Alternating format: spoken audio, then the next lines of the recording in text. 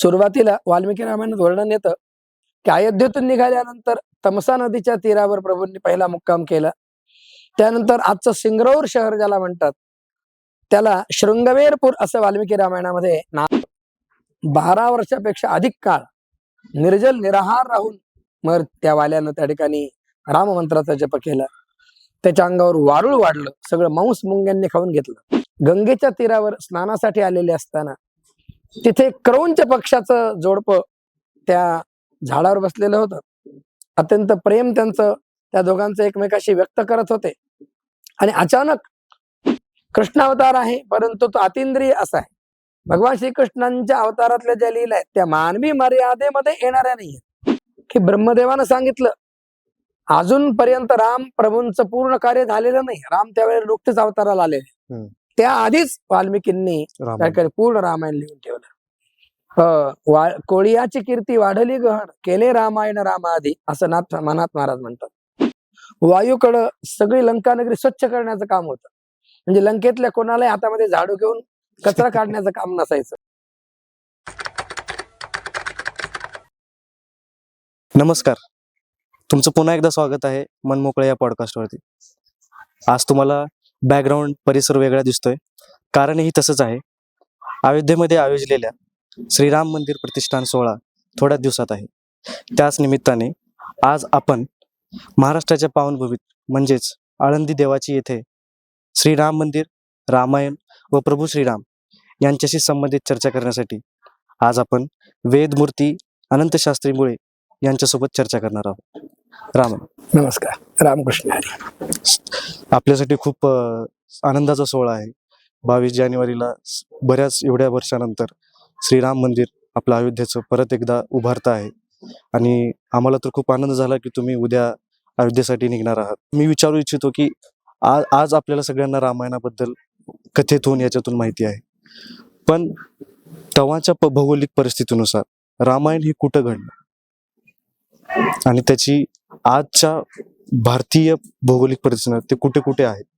नमामि सद्गुरुं शांतम सच्चिदानंद विग्रहं पूर्ण ब्रह्म परानंदम ईशमाळंदी वल्लभम. रामाय रामभद्राय रामचंद्राय वेधसे रघुनाथाय नाथाय सीताया पतये नमः.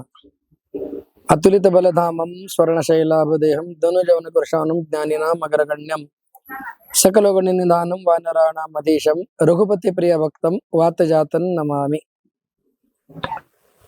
आज आपल्या जीवनामध्ये हे वर्ष अत्यंत महत्वाचं आणि अत्यंत भाग्यशाली असं आहे.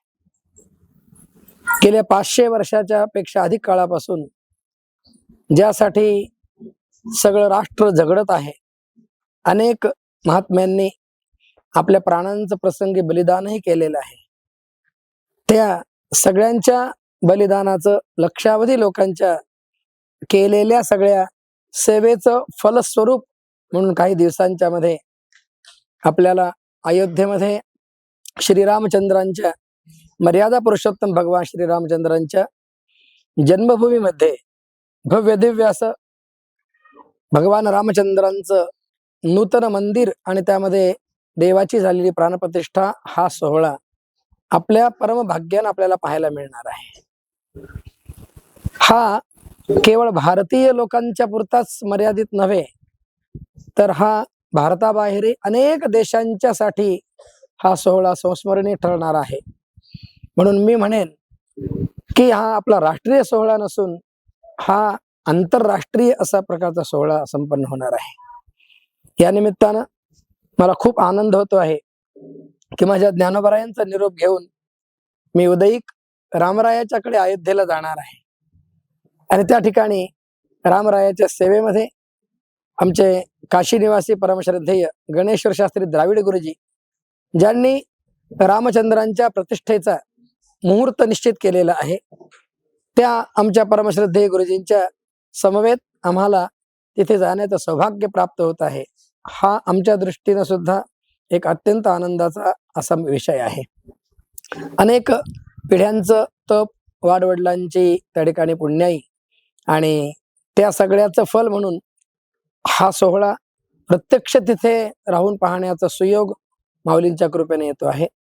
या निमित्तानं आपण या संबंधानं रामरायाचं काही चिंतन या ठिकाणी मला घडवत आहात, याबद्दल मी आपल्या चॅनलचं आणि आपल्या सर्व परिवाराचं मनपूर्वक अभिनंदन करतो. आपण प्रश्न या ठिकाणी आता केलेला आहे की रामायणकालीन भौगोलिक परिस्थिती काय होती. तर रामायण हा लक्षावधी वर्षापूर्वीचा इतिहास आहे. कृत, त्रेता, द्वापार आणि कली हे 4 युग आहेत. तर यापैकी त्रेता युगामध्ये मर्यादा पुरुषोत्तम भगवान श्रीरामचंद्रांचा अवतार झालेला आहे. तर त्रेता युगाचा काळ हा लाखो वर्षांच्या मागे त्या ठिकाणी जातो. तर त्यावेळेला भगवान श्रीरामचंद्रांचा हा जो दिव्य अवतार आहे हा अयोध्येमध्ये त्या ठिकाणी झालेला आहे. अयोध्या वाल्मिकी रामायणामध्ये अयोध्येबद्दल असं वर्णन येतं, यापुरी मनुना मानवेंद्रेन निर्मिता स्वयं. साक्षात मनु महाराजांनी ही अयोध्या नावाची जी नगरी आहे ही अयोध्या नगरी वसविलेली आहे. आणि शरयू, त्या शरयू गंगेच्या तीरावर त्या ठिकाणी कोसल जनपदामध्ये हा अयोध्या नावाचा एक त्या ठिकाणी दिव्य असा प्रदेश आहे. आणि या अयोध्या प्रदेशामध्ये सूर्यवंशीय लोकांचं राज्य आहे. आणि त्यामध्ये महाराज दशरथ हे राज्य करतात.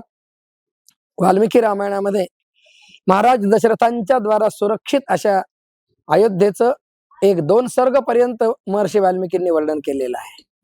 तेव्हा अयोध्या हे अत्यंत बौद्धिक समृद्ध असं राष्ट्र आहे. आणि त्या अयोध्येमध्ये महाराज दशरथ आहेत. आजच्या उत्तर प्रदेशामध्ये त्या ठिकाणी अयोध्या आहे, ते स्थान तसंच आहे.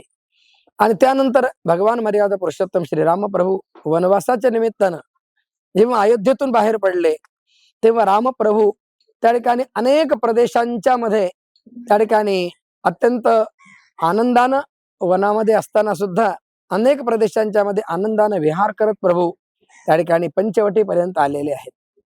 सुरुवातीला वाल्मिकी रामायणात वर्णन येतं की अयोध्येतून निघाल्यानंतर तमसा नदीच्या तीरावर प्रभूंनी पहिला मुक्काम केला. त्यानंतर आजचं सिंगरौर शहर ज्याला म्हणतात त्याला शृंगवेरपूर असं वाल्मिकी रामायणामध्ये नाव आहे. त्या शृंगवेरपूरला निषादराज गुहाकडे प्रभू काही थांबले काळ. त्यानंतर प्रभू पुढे गंगा पार करून तीर्थराज प्रयागाला आलेले आहेत. तीर्थराज प्रयागानंतर त्या ठिकाणी सतना आज मध्य प्रदेशामध्ये जे स्थान आहे तिथे काही काळ प्रभूंनी त्या ठिकाणी आपला निवास लखन आणि जानकी यांचा समवेत केला. आणि तिथून प्रभू पुढे त्या ठिकाणी वेगवेगळा मार्ग आक्रमित म्हणजे छत्तीसगड, आंध्र प्रदेश, महाराष्ट्र असं होत होत प्रभू त्या ठिकाणी नाशिक पंचवटी क्षेत्रामध्ये आले, ज्याला दंडकारण्याचा परिसर म्हटला जायचं. आणि त्या नाशिक पंचवटी क्षेत्रामध्ये शूरपणखेला विद्रूप केल्यानंतर त्या शूरपणखेनं रावणाला चेतविलं आणि रावण मायावी अशा मारीचाला बरोबर घेऊन तिथे आलेला आहे. भगवान श्रीराम त्या मायावी मारीचाच्या मागे जानकीच्या हट्टासाठी धावलेले आहे. आणि कपटी रावणानं त्या ठिकाणी जानकीचं अपहरण केलं. सगळा प्रसंग आपल्याला पूर्ण विस्तारानं सांगता येणार नाही. मग तिथून त्या नाशिक पंचवटी क्षेत्रातून प्रभू पुढे प्रवास करत करत पंपा सरोवर, ऋष्यमुख पर्वत, केरळ या स्थानामध्ये त्या ठिकाणी गेलेले आहे. तिथे शबरीच्या आश्रमातून आज शबरीमले ज्याला आपण म्हटलं जातं ते केरळामधलं स्थान, तिथून प्रभू त्या शबरीच्या आश्रमातून ऋष्यमुख पर्वत असं होत होत प्रभू त्या ठिकाणी हम्पी वगैरे हा सगळा भाग, कर्नाटक हा आक्रंदन करत करत प्रभू तामिळनाडू आणि पुढे रामेश्वरापर्यंत पोहोचले. आणि तिथून पुढे सेतुबंधन करून त्यांनी श्रीलंकेमध्ये, आज श्रीलंका म्हटली जातं पण पूर्वीची लंका आमचे गुरुजी सांगतात ती निराळी होती, तर तिथे प्रभूंनी त्या ठिकाणी जाऊन दुष्ट रावणाचा वध केला आणि भगवती जानकीला घेऊन प्रभू आले. तेव्हा रामायणाचा हा सगळा एकंदर भौगोलिक परिसर आहे. तुम्ही सुरुवातीला जे सांगितलं ती आज भारतीयाच्या मनातली प्रत्येकाची भावना आहे. ती आम्हाला ऐकताना पण आता थोडंसं एकदम भरून आलं. जे तुम्ही बोललात की इतक्या वर्षाची वाडवडिलांची तप आणि कष्ट त्याच्या मागं आहेत, आज ते आज पूर्ण होत आहे, 22 तारखेला होणार आहे. तर ती जो तुम्ही सांगलं ते खरंच खूप ऐकायला जितकं हे आहे, बघायला तर खूप नयनरम्य असेल. तुम्ही मगाशी बोलताना म्हणलात की वाल्मिकी रामायणामध्ये अयोध्येला एक असं वर्णिलं आहे शरयू नदीच्या किनारे. मग वाल्मिकी रामायण आपण सगळेजण ऐकतो, म्हणजे बऱ्यापैकी आज भारतामध्ये लोकांना वाल्मिकी रामायणाचाच रामायण माहिती आहे. मग वाल्मिकी रामायण आणि उत्तर रामायण असे भरपूर रामायण नंतर लिहिले गेले. मग ते का लिहिले गेले आणि त्यांच्यामध्ये फरक काय आहे? रामचंद्रांच्या जीवनाचं मूल्यमापन करणारा आणि भगवान श्री रामचंद्रांच्या दिव्य अशा उत्तुंग जीवनाचं वर्णन करणारा सर्वात प्रमाणभूत ग्रंथ जर कुठला असेल तर तो आहे वाल्मिकी रामायण. अगदी बरोबर. महर्षी वाल्मिकींनी हे रामायण लिहिलं. वाल्मिकी रामायणामध्ये त्या वाल्मिकींच्या पूर्व जीवनाची कथा एका ठिकाणी पुढे आलेली आहे. आपल्यालाही ऐकून सर्वांना ठाऊक आहे की पूर्वजन्मामध्ये हे त्या ठिकाणी वाल्याकोळी किंवा रत्नाकर असं सुद्धा त्यांचं नाव आहे.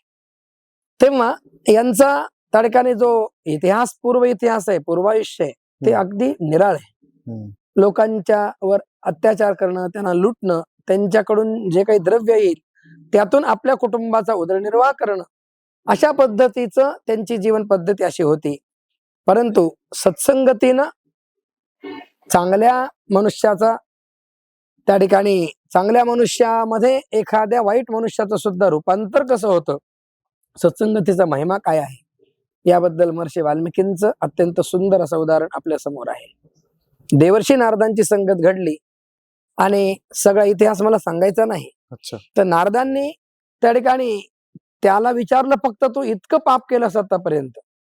त्यानं एक मनुष्य मारला की एका रांजणामध्ये एक बारीक खडा टाकायचा. असे 7 रांजण खड्यांनी भरून गेलेले होते. म्हणजे इतक्या लक्षावधी लोकांच्या हत्या या वाल्यानं घडवलेल्या होत्या. तर देवर्षी नारदाने त्याला एकच प्रश्न केला की तू एवढं जे आतापर्यंत आपल्या कुटुंबाचं उदरभरण करण्यासाठी हे जे काही पाप केलेलं आहेस, तर याच्यामध्ये तुझ्या कुटुंबातले किती लोक सहभागी होतील, किती टक्के शेअर करतील, त्याला विश्वास होता. परंतु नारदांनी त्याला सांगितलं की तू घरी जाऊन विचारून ये. आणि घरी गेल्यानंतर जरा प्रत्यक्ष जेव्हा आपल्या सगळ्या परिवारजनांना विचारलं, तेव्हा मात्र त्याला अत्यंत मोठा धक्का बसला. सर्वांनी त्याला हेच निक्षून सांगितलं, पापम तवैव तत्सर्वम वयंतु फलभागिना. आम्हाला भरण पोषण आमचं करण्यासाठी तू जे काही केलेलं आहेस ते सगळं पाप तुझे तुला. आम्ही फक्त त्या ठिकाणी तुझ्या त्या संपत्तीचा उपयोग आम्ही घेतला, परंतु त्यासाठी तू जे काही पाप केलेलं आहेस, अनुचित कर्म केलेलं आहेस, ते सगळं तुझे तुला भोगावं लागणार. आणि मग वाल्या अत्यंत व्याकुळ झाला. देवर्षी नारदांना त्या ठिकाणी तो शरण आला. संतांच्या शरणागतीला गेलं म्हणजे दुष्टाचा सुद्धा उद्धार कसा होतो. आणि देवर्षी नारदांनी त्याला उपदेश दिला. राम मंत्राचा पण त्याला राम म्हणता येत नव्हतं. मरा मरा असा त्याने उलटा मंत्र म्हटला. आणि उलटा मंत्र म्हणून सुद्धा त्या ठिकाणी त्यातून राम राम हे नामसंकीर्तन त्याला घडलं. 12 वर्षापेक्षा अधिक काळ निर्जल निराहार राहून मग त्या वाल्यानं त्या ठिकाणी राम मंत्राचा जप केला. त्याच्या अंगावर वारुळ वाढलं, सगळं मांस मुंग्यांनी खाऊन घेतलं. संस्कृत भाषेमध्ये वारुळाला वाल्मिक असं म्हणतात. मग त्या वारुळातून त्यांचा पुन्हा त्या ठिकाणी नवीन जीवन त्यांना प्राप्त झालं, म्हणून त्यांना वाल्मिक असं संबोधन ब्रह्मदेवानं प्रत्यक्ष दिलेलं आहे. मला सांगायचं ते हे पुढं की असे महर्षी वाल्मिकी एकदा आपल्या आश्रमामध्ये गंगेच्या तीरावर स्नानासाठी आलेले असताना तिथे क्रौंच पक्षाचं जोडपं त्या झाडावर बसलेलं होतं. अत्यंत प्रेम त्यांचं त्या दोघांचं एकमेकाशी व्यक्त करत होते.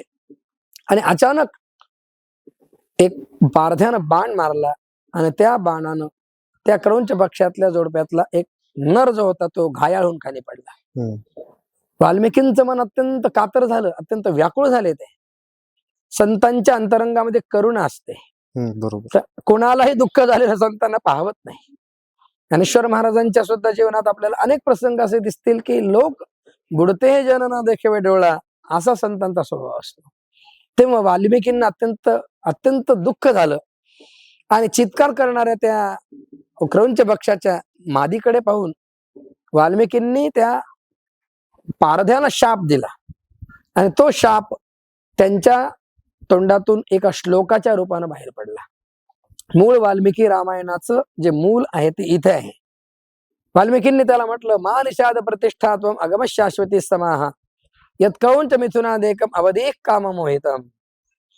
हे निषादा, हे भिल्ला, तुला कधीही शांती प्राप्त होणार नाही.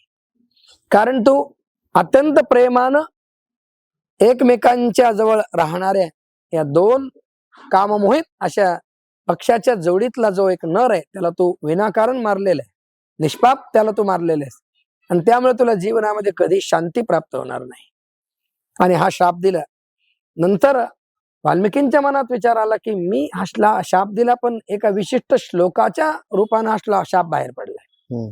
हा श्लोक असा आहे, या श्लोकामध्ये 4 चरण आहेत, प्रत्येक चरणात 8-8 अक्षर आहेत. असा 32 अक्षरांचा हा एक श्लोक, याला अनुष्टुप छंद असं म्हणतात. आणि मग वाल्मिकी विचार करू लागले आपल्या आश्रमात आल्यानंतर की माझ्या मुखातून अशी वाणी कशी बाहेर पडली. आणि एवढ्यामध्ये ब्रह्मदेव तिथे येतात आणि ब्रह्मदेवानं सांगितलंय माझ्या प्रेरणेनं झालेलं आहे, तुझ्या मुखामध्ये ही वाणी माझ्या प्रेरणेने आलेली आहे आणि मला हे यासाठी एक विशिष्ट कार्य तुझ्याकडून करून घ्यायचं आहे. तर या अनुष्टुप छंदामध्येच तुम्ही पुढे मर्यादा पुरुषोत्तम रामचंद्रांचं दिव्य असं चरित्र लिहा आणि हे चरित्र तुम्ही लिहा. असं हे चरित्र होईल की तुम्ही जे लिहाल ते सत्य होईल, तुम्ही जे सत्य असेल तेच लिहाल. म्हणजे याच्यामध्ये विशेषता अशी आहे की ब्रह्मदेवानं सांगितलं अजूनपर्यंत राम प्रभूंचं पूर्ण कार्य झालेलं नाही. राम त्यावेळेला नुकतेच अवताराला आलेले, त्या आधीच वाल्मिकींनी पूर्ण रामायण लिहून ठेवलं. कोळियाची कीर्ती वाढली गहन, केले रामायण रामाआधी असं मनात महाराज म्हणतात. आणि मर्यादा पुरुषोत्तम रामप्रभूंनी सुद्धा वाल्मिकींनी जे लिहिलेलं आहे त्यानुसारच आपलं पुढचं सगळ्या लीला त्या ठिकाणी त्यांनी केलेलं आहे. म्हणून वाल्मिकींचं रामायण हे एक प्रासादिक आहे. आणि वाल्मिकींनी जे रामायण लिहिलं, रामचंद्रांच्या ज्या लीला आहेत त्या समाधी अवस्थेमध्ये त्या ठिकाणी पाहून मग त्या लीलांचं वाल्मिकींनी लेखन केलेलं आहे. आणि असं 100 कोटी तसं रामायण आहे, परंतु आता सध्या काळामध्ये 24,000 श्लोकात्मक वाल्मिकी रामायण मूळ शिल्लक आहे. चरितम रघुनाथस्य शतकोटी प्रविस्तरम असं वर्णन त्या ठिकाणी रामरायाच्या चरित्राबद्दल केलं जातं. आणि भगवान श्रीराम हे मानवी मर्यादेचे आदर्श आहेत. बरोबर. कारण बाकीचे जे अवतार आहेत भगवंताचे 10 अवतार आहेत, भागवतात 24 अवतार वर्णन केलेले आहेत. तर मत्स्य, कूर्म, वराह, सुकर हे जे सगळे अवतार आहेत हे अवतार मानवी कोटीतले नाहीत. कृष्ण अवतार आहे परंतु तो अतिंद्रिय असा आहे. भगवान श्रीकृष्णांच्या अवतारातल्या ज्या लीला आहेत त्या मानवी मर्यादेमध्ये येणाऱ्या नाहीयेत, ते अतिमानवी अशा आहेत. आणि म्हणून मानवाला त्या ठिकाणी आचरण करण्याला योग्य मानवी मर्यादेमध्ये राहून त्या ठिकाणी भगवंतांनी रामचंद्रांनी लीला केलेल्या आहेत. म्हणून सर्वांना इतर आपल्या ग्रंथांच्या पेक्षा रामायण हे अत्यंत जवळचं वाटतं. कारण रामायणामध्ये आपली जीवनमूल्य आपल्याला त्या ठिकाणी तिथे लागलेली दिसतात. म्हणून रामायणामध्ये कुठलाही प्रसंग आपल्या जीवनात येईल तर तशा पद्धतीचा प्रसंग रामायणात आपल्याला आढळेल. आणि म्हणून रामायण हे लोकप्रियासाठी ठरलेलं आहे. आणि ते अत्यंत लोकप्रिय आणि आपल्या जीवनाशी निगडीत असल्यामुळं अनेकांनी या रामायणावर त्या ठिकाणी जवळजवळ सर्व भाषेमध्ये आपल्या टीका लिहिलेल्या आहे. नाथ महाराजांनी भावार्थ रामायण आपल्या महाराष्ट्रामध्ये लिहिलं 42,000 ओव्यांमध्ये. उत्तरेमध्ये रामचरित मानस त्या ठिकाणी लिहिलेलं आहे. तिकडे तमिळनाडूमध्ये कंब रामायण लिहिलेलं आहे. तेव्हा प्रत्येक भाषेमध्ये त्या ठिकाणी रामायणावर निरनिराळ्या महात्म्यांनी आपल्या टीका केलेल्या आहेत. म्हणून सगळ्या टीका जरी असल्या तरी सगळ्यांचा मूल स्रोत हा वाल्मिकी रामायणच आहे. म्हणून वाल्मिकी रामायणाला अनुसरून सगळ्यांनी बाकीच्या रामायणाच्या टीका लिहिलेल्या आहेत. म्हणून वाल्मिकी रामायण हे सर्वश्रेष्ठ प्रमाणभूत मानलेलं जातं. अजूनही वाल्मिकी रामायण हे रामकथेचं सर्वश्रेष्ठ प्रमाण मानलेलं आहे. आता तुम्ही मगाशी बोलताना म्हणालात की प्रभू श्रीरामांचा जो अवतार आहे तो मानवी मूल्यांशी जास्त संबंधित आहे आणि ते आपलंसं वाटणार आहे, मर्यादेत राहून केलेलं. आणि जे श्रीकृष्णाचं आहे ते सर्व अति अनंत मानवी लीला आहेत त्यांच्या. मग ते प्रभू श्रीरामच्या लीलेमधून तुम्हाला असं त्यांची लहानपणाबद्दलची कुठली लीला सांगावीशी वाटेल का जी आजकालच्या लोकांनी घ्यायला पाहिजे? रामरायाच्या जीवनाचा प्रत्येक पैलू हा अत्यंत आदर्श पैलू आहे. रामचंद्रांच्या जीवनाकडे आपण अनेक पैलूंनी पाहिलं तर आदर्श पिता कसा असावा, आदर्श पुत्र कसा असावा, आदर्श बंधू कसा असावा, आदर्श राजा कसा असावा, आदर्श शत्रू कसा असावा, प्रत्येक पैलूंनी रामचंद्रांचे जीवन अत्यंत उत्तुंग आहे. त्या ठिकाणी आदर्श पुत्र कसा असावा आपल्या सर्वांना ठाऊक आहे की उद्या सकाळी राज्याभिषेक होणार आहे आणि आदल्या दिवशी रात्री अचानक रामप्रभूंना सांगितलं जातं की राज्याभिषेक तुझा नाही होणार, भरताचा होणार आहे. महाराज सारी अयोध्येची प्रजा रामरायाच्या बाजूने होती, सगळे लोक रामचंद्रांच्या पक्षामध्ये होते. आणि असं असताना सुद्धा केवळ आपल्या पिताजींनी आपल्या आईला दिलेलं वचन आणि ते माझ्या संबंधाने आणि ते खरं करण्यासाठी मला हे राज्य सोडावं लागतं आहे. एकीकडे राज्य आहे आणि एकीकडे आपल्या पिताजींच्या वचनाचं परिपालन आहे. आज त्या ठिकाणी परिस्थिती अत्यंत कठीण आहे की आपल्या पित्याचं वचन परिपालन दूरच असू द्या, परंतु त्यांचं शेवटपर्यंत आपण त्यांचं जीवन सांभाळलं पाहिजे एवढा सुद्धा त्या ठिकाणी सामान्य व्यवहार लोकांच्याकडे या पाश्चात्य संस्कृतीच्या आक्रमणाकडे राहत नाहीये. अनेक ठिकाणी वयोवृद्ध लोकांची अवहेलना केली जाते. आपल्याकडे दुर्दैवाने वृद्धाश्रमांची संख्या सुद्धा वाढते आहे. तर पितृ आज्ञेचं परिपालन रामचंद्रांच्या जीवनामध्ये आपल्याला उत्तुंग प्रकारानं त्या ठिकाणी दिसतं. आणि एका क्षणात रामप्रभूंनी आनंदानं आपल्या बाबांच्या वचन परिपालनार्थ समोर आले राज्य सोडून प्रभू त्या ठिकाणी वनवासाला गेले. त्यानंतर त्या ठिकाणी रामचंद्रांच्या जीवनामध्ये लहानपणच्या अनेक गुणांचं वर्णन महर्षी वाल्मिकींनी केलेलं आहे. भगवान श्रीराम हे गुरुकुलामध्ये वसिष्ठांच्या आश्रमामध्ये राहतात. वशिष्ठ आता म्हणजे त्यांची- राजाची त्या ठिकाणी मुलं आहेत, हम्म. तर एखाद्या वेळेला राजाच्या मुलांना आश्रमामध्ये वेगळ्या पद्धतीने ट्रीटमेंट मिळू शकते. हो. आता आपणही पाहतो मोठ्या एखाद्या कोणी महान व्यक्तीचं जर मूल असेल तर त्याच्यासाठी लोक वेगळ्या पद्धतीने व्यवहार करतात. परंतु दशरथांनी गुरुदेव वसिष्ठांना आधीच सांगून ठेवलं की माझी मुलं म्हणून यांना कुठली स्पेशल ट्रीटमेंट तुम्ही द्यायची नाही. 4 चौघांच्या मुलांसारखीच माझी मुलं पण राहतील, कारण त्यांना 4 चौघांचं जीवन सुद्धा कसं असतं याचा अनुभव आला पाहिजे. आणि भगवान श्रीराम यानुसार गुरुकुलामध्ये अध्ययन करतात. तर लहानपणी रामचंद्रांच्या मध्ये इतके गुण आहेत. वाल्मिकी रामायणात वर्णन येतं की भगवान श्रीराम मितभाषी आहेत, फार कोणाशी त्या ठिकाणी बोलणारे नाही, तापट बोल. अवास्तव बोलणारे नाही. हम्म. मितभाषी म्हणजे मितुला बोल बोलीचे ज्ञानेश्वर महाराज म्हणतात. अत्यावश्यक तेवढंच बोल. मोठे लोक जे असतात ना ते फार व्यर्थ बडबड करत नाहीत, त्यांचे शब्द मोजके असतात, मितभाषी आहेत. भगवान श्रीराम हे पूर्वभाषी आहेत. हम्म. वाल्मिकींनी वर्णन त्यांचे गुणांचं केलेलं आहे. अनेक 60 प्रकारच्या गुणांचं वर्णन केलेलं आहे. त्याच्यामध्ये ते पूर्वभाषी आहेत. पूर्वभाषी याचा अर्थ काय की रस्त्यानं आपण चाललेलो असताना समोरून एखादी व्यक्ती आपल्याला येताना दिसते, तर आपण मनामध्ये विचार काय करतो की ती व्यक्ती आपल्याला आधी बोलली पाहिजे, मग आपण तिला बोलू. हम्म. एखाद्या वेळेला ती जर बोलली नाही, हम्म. आपणही बोलत नाही आणि पुढे निघून गेल्यानंतर मनात असा विचार करतो की याच्यावर आम्ही एवढं उपकार केले परंतु हा विसरला मला. हो. तर असा मनात विचार येतो. रामप्रभूंचं वागणं असं होतं की समोर आपल्या परिचयाची व्यक्ती भेटली तर तो आधी बोलेल याची ते वाट न पाहता पूर्वभाषे म्हणजे स्वतःहून त्याच्याशी ते संभाषण करायला आरंभ करतात. जे वयोवृद्ध लोक आहेत त्या वयोवृद्ध लोकांना अत्यंत सन्मानानं रामप्रभू त्या ठिकाणी बोलतात. लहान भावांशी कसं वागावं हम्म. वाल्मिकी रामायणात असं वर्णन आहे की रामप्रभू खेळत असताना त्यांना जर डावामध्ये विजय प्राप्त झाला तर माझ्या लहान भावाला, माझ्या भरताला, माझ्या लक्ष्मणाला वाईट वाटेल, म्हणून त्यांना दुःख व्हायला नको म्हणून रामप्रभू आपल्याला मिळालेला विजय हा स्वतःहून त्यांना त्या ठिकाणी देत असत. हम्म. म्हणजे लहानपणापासून रामरायाची त्या ठिकाणी अशा पद्धतीची वागण्याची पद्धती आहे. आपल्या सगळ्या गुरुजनांशी अत्यंत प्रेमानं त्या ठिकाणी ते वागतात. प्रातःकाली उठणं, त्यानंतर स्थान संध्यादी सगळं कर्म करून आपल्या गुरूंना प्रणाम करून सभेमध्ये महाराजांना, मोठ्या लोकांना प्रणाम करून सभेतलं काही कार्य पाहणं, लोकांशी अत्यंत प्रेमानं संभाषण करणं, आपले सेवक जे आहेत त्यांच्याशी अत्यंत प्रेमाचा व्यवहार करणं, अशा प्रकारच्या अनेक गुणांचा समुच्चय म्हणजे रामप्रभू आहेत. बरोबर. तुम्ही मगाशी बोलताना म्हणालात की ते जेव्हा गुरुकुलामध्ये होते वसिष्ठांकडे त्यावेळेस ते 4 भावांना एक सारखी शिकवण भेटायची. मग ते जे 4 भाऊ एक नुसते भाऊ नसून ते एक दिव्य अवतार होते. तर तसंच प्रभू श्रीराम असतील, त्यांचे भाऊ लक्ष्मण असतील, भरत असतील, शत्रुघ्न असेल आणि माता सीता असेल, हे कुणाचे अवतार होते हे थोडं तुम्ही थोडक्यात कसं सांगाल? भगवान श्रीराम हे स्वयं महाविष्णूंचे अवतार आहेत.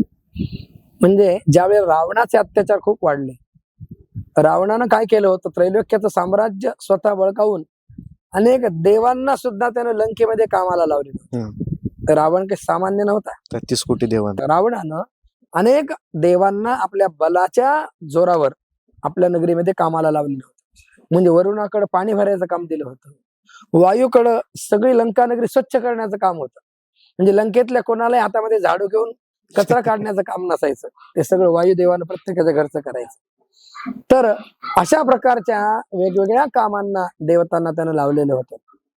आणि सगळ्या देवतांनी हा रावणाचा अत्याचार सहन न झाल्यामुळे भगवान विष्णूंच्याकडे क्षीरसागराच्या तिथे जाऊन तिथे त्यांचं निवासाचं स्थान आहे, त्यांची प्रार्थना केली की या रावणाचे अत्याचार आम्हाला सहन होत नाहीये. बरोबर गोरूप धारण करून पृथ्वी सुद्धा आलेली. दुष्ट लोकांचा पृथ्वीवर त्या ठिकाणी वावर जास्त झाला की पृथ्वीला सुद्धा भावना आहेत, तिला सुद्धा वाईट वाटतं. बरोबर. तेव्हा हे सगळेजण त्या ठिकाणी भगवान महाविष्णूंच्याकडे येऊन प्रार्थना करतात. आणि त्यावेळेला भगवान महाविष्णूंनी सर्वांना आकाशवाणीनं सांगितलं की तुम्ही चिंता करू नका, मी लवकरच अवतार घेऊन रावणाचा वध करेन. मग भगवान विष्णूंनी सगळ्यांना विचारलं की मी कोणाच्या रूपामध्ये अवतार घेऊ. तेव्हा सगळ्या देवांनी विचार केला. आतापर्यंत भगवंताचे अनेक अवतार झाले, परंतु मानवाला आदर्श असा आतापर्यंत एकही अवतार झालेला नाही. वरा अवतार आहे, वामन अवतार आहे, कूर्म अवतार आहे, मत्स्य अवतार आहे. आणि या अवतारातून आपण आपल्या जीवनामध्ये रोजची शिकवण नाही घेऊ शकत. म्हणून त्या ठिकाणी सगळ्या देवांनी भगवंताची प्रार्थना केली की तुम्ही काय करा, मानुषम रूपमादाय रावणम जय संयोगी, तुम्ही मनुष्य रूपामध्ये अवताराला या आणि रावणाचा वध करा. त्यानुसार भगवान विष्णू त्या ठिकाणी चैत्र मास शुक्ल पक्ष नवमी या वसंत ऋतूच्या परम पवित्र अशा काळामध्ये अयोनी संभव प्रगटला हा राघव असं नामदेवरायांनी म्हटलेलं आहे. तेव्हा महाविष्णूंनी रामरायाच्या रूपामध्ये अवतार घेतला. त्यानंतर महाविष्णूंच्या समवेत नेहमी अवताराला असतात शेष नारायण. तेव्हा ते शेष लक्ष्मणाच्या रूपाने अवताराला येतात. अच्छा. त्यानंतर भरत जी आहेत, भगवंताच्या हातामध्ये जी आयुध आहेत भगवान महाविष्णूंच्या हातामध्ये शंख चक्र गदा पद्म, त्यापैकी चक्र जे सुदर्शन आहे त्या सुदर्शनाचं रूप, त्या सुदर्शनाचा अवतार म्हणजे भरतजी आहे. आणि भगवंताच्या हातामधलं जे शांत शंख नावाचं आयुध आहे, जे शंख ज्ञानाचं प्रतीक आहे. ध्रुवाला भगवान महाविष्णूंनी शंखाचा स्पर्श गालाला केल्यामुळे त्याला दिव्य ज्ञान प्राप्त झालं. तर शंखाचं सामान्य स्वरूप नाहीये. तर त्या शंखाचे अवतार म्हणजे त्या ठिकाणी शत्रुघ्न आहेत. आणि साक्षात भगवती जानकी, जनकांची कन्या भगवती सीता ही भूमिदेवीचा अवतार आहे. भूमिदेवी. भूमिदेवीचा अवतार. तेव्हा सगळेजण याप्रमाणे भगवंताच्या इच्छेनं भगवंताला सहाय्य करण्यासाठी अवताराला आलेले आहेत. तर केवळ रामप्रभूंच्या रूपानं भगवान विष्णूच नव्हे तर अनेक देव निरनिराळ्या वानरांच्या रूपानं त्या ठिकाणी अवताराला आलेले आहेत. तेव्हा हे सगळे रामप्रभूंच्या समवेत लीला करण्यासाठी त्या ठिकाणी वेगवेगळ्या अवतारामध्ये सगळेजण येतात.